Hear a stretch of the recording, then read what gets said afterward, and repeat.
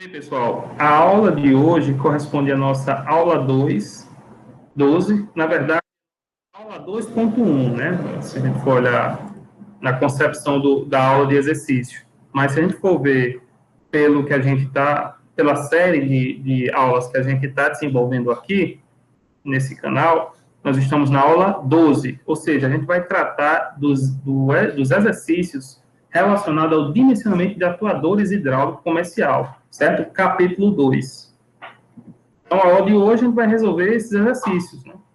Então, vamos lá. Bibliografia principal é a do professor engenheiro Bustamante Fialho, certo? E a gente já vai entrando logo na parte de exercícios. Então, aí consta o seguinte: um cilindro hidráulico deve deslocar uma massa de 500 quilos a uma altura de 1 metro em 10 segundos. Calcule a força de avanço, o diâmetro comercial do pistão e a pressão de trabalho final, supondo que a pressão nominal, Pn, é igual a 70 bar. E eu vou inserir aqui dois conceitos para que a gente faça essa questão e que ela fique mais completa. Vamos colocar o rendimento da pressão de trabalho sendo 85% e o rendimento do diâmetro primitivo igual a 1, certo? Que aí a gente vai entender melhor. Então, para encontrar a pressão inicial de trabalho, ou seja, a pressão de trabalho estimada, a gente vai fazer 0,85, que é o rendimento, vezes a pressão nominal. Se você for ver aqui, ele vai dar 59,5 vezes 10 à quinta Pascal, certo? Ou 59,5 bar, fica mais fácil a gente saber. A força de avanço nada mais é do que a força-peso que está sendo submetida na haste do pistão. Logo, ele é 500 vezes a gravidade, que é 9,81. Então, nós temos aí 4.905 newtons, certo? Bem facinho. Então, a gente já encontrou duas aqui de forma facílima. Com isso, tendo a pressão estimada e tendo a força de avanço, nós encontraremos o diâmetro comercial. Lembrando que o rendimento de trabalho é igual a 1. Então, ele não vai entrar nesse cálculo. Então, se a gente fizer que a pressão de trabalho é igual à força sobre a área, e a área é igual à área do cilindro, logo π vezes d ao quadrado sobre 4, fazendo essa relação, colocando o diâmetro primitivo e isolando ele, nós temos que o diâmetro do pistão, é igual a raiz de 4 vezes a força de avanço, dividido por π vezes a pressão estimada, que a gente já tem. Logo, o diâmetro do pistão é 4 vezes 4.905, dividido por π vezes 59,5 bar. Logo, o diâmetro do pistão é 32 milímetros. Então, indo na tabela, a gente vai ver que o diâmetro mínimo comercial não existe 32 milímetros. Então, a gente utiliza o que está o mais próximo acima, 40 milímetros. Com isso, a gente pode encontrar a pressão trabalho final, que a pressão trabalho final vai ser justamente a força sobre a área utilizando esse diâmetro comercial, 40 milímetros, ao invés de 32 milímetros. Logo, a nossa pressão de trabalho vai ser 39 bar. Vê como é simples? Certo? Se a gente utilizasse 32 milímetros, a pressão seria 59 bar. Certo? Que é a pressão estimada. Mas ele quer a pressão final de trabalho utilizando o diâmetro comercial. A vazão. A vazão a gente encontra a partir dessa forma. Certo? Se a gente for ver, a vazão é igual a área vezes velocidade. Certo? Então, ó, a área é igual a π diâmetro do pistão ao quadrado sobre 4. E a velocidade é igual a ΔS sobre ΔT. ΔS é o comprimento da haste, 1 metro, e ΔT de avanço é 10 segundos. Logo, a vazão é igual a 7,5 litros por minuto. Mas veja só, que vem uma segunda questão. Ó. Para o mesmo cilindro do exercício anterior, considere que ele deva retornar a 5 segundos. Então, ele avançou a 10 e retornou a 5. Calcule a vazão de avanço, que é a que a gente acabou de calcular, e a vazão de retorno, considerando R igual a 1,25. Lembrando que R é a relação da área do pistão pela área do cilindro. Com isso, a gente calcula a vazão da bomba. Então, a vazão de retorno é dado pela relação da área do pistão pela área do cilindro. A área do pistão a gente relaciona com o diâmetro do pistão e a área do cilindro a gente vai relacionar a partir da diferença entre o diâmetro do pistão menos o diâmetro da haste, certo? Logo, a gente vai ter que o diâmetro da haste vai ser mais ou menos 18 milímetros, ou 0,018 metros. Com isso, a vazão de retorno, a gente vai utilizar o mesmo cálculo para a vazão de avanço, sendo que ao invés de a gente utilizar o diâmetro do pistão, a gente vai utilizar o diâmetro do cilindro, que é a diferença do diâmetro do pistão menos o diâmetro da haste.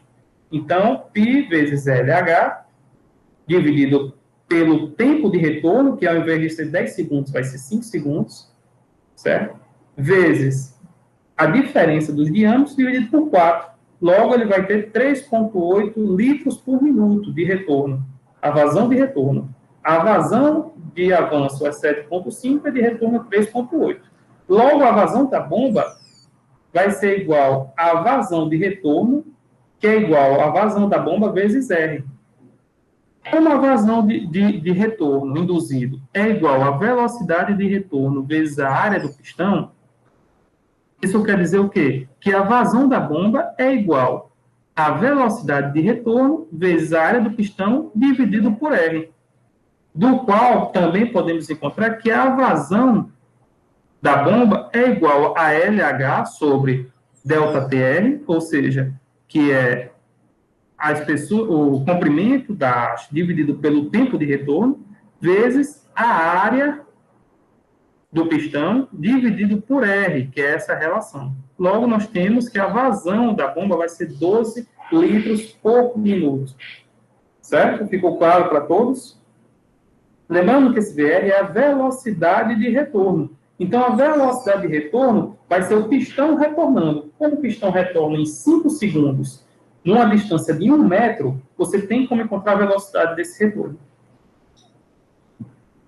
Utilizando o critério de Euler, verifique o diâmetro mínimo admissível para a haste do cilindro do exercício 2. Supõe a fixação conforme o caso 3. Então, a gente vai lá naqueles casos da aula passada e vai entender qual caso a gente vai utilizar. Utilizando essa equação, que o diâmetro da haste vai ser igual a raiz quarta de 64 vezes o coeficiente de segurança, vezes o sigma, que vai depender da fixação, vezes a força de avanço, dividido por π ao cubo, vezes o módulo de elasticidade, sendo o módulo de elasticidade dado a força de avanço encontrada, o coeficiente de segurança 3,5, o comprimento dado 1 metro, e o sigma, como o caso 3, que vai ser L vezes 0,5 elevado a 0,5, que é 70,71 centímetros, nós temos aqui que o diâmetro da haste vai ser 17 milímetros.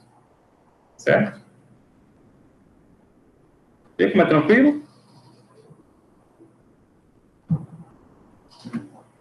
Ainda com relação ao cilindro do exercício 2, ou seja, ainda continuando, né, calcule a pressão induzida no avanço, pressão da bomba e a pressão induzida no retorno.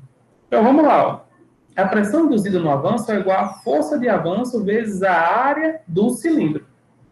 A área do cilindro a gente já sabe, que é a diferença do diâmetro primitivo e do diâmetro da haste. Certo? Ou seja, 0,04, 0,18. Certo? Aqui a gente encontrou 17, ó, ou seja, um valor muito próximo.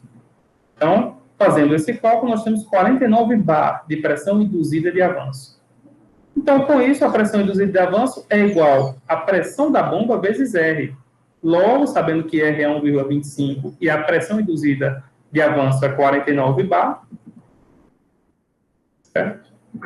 Que é muito acima da pressão de trabalho final, nós temos, que é a mesma pressão de trabalho estimada, nós temos 39 bar de pressão, 49 de induzido e 39 bar de pressão da bomba, ou seja, a pressão da bomba tem a mesma pressão do que a pressão estimada de trabalho final.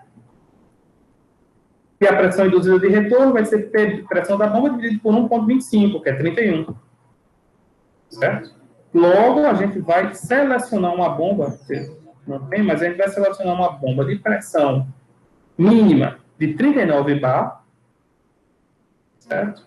Pressão da bomba, e de uma vazão de no mínimo 12 litros por minuto, vazão da bomba. Certo? Então, a partir disso aí, você calcula qual vai ser a bomba que você vai utilizar a partir da tabela de bombas, se for utilizando aquela bomba de engrenagem. Né? Ainda podemos encontrar a potência também, né? Fica para vocês encontrar essa potência. É só você multiplicar a vazão pela pressão, dividir por 600 e colocar o rendimento, se não me engano, 600. E multiplicar pelo rendimento, né? 600 vezes o rendimento. Então, ficamos por hoje aqui nessa aula de exercícios.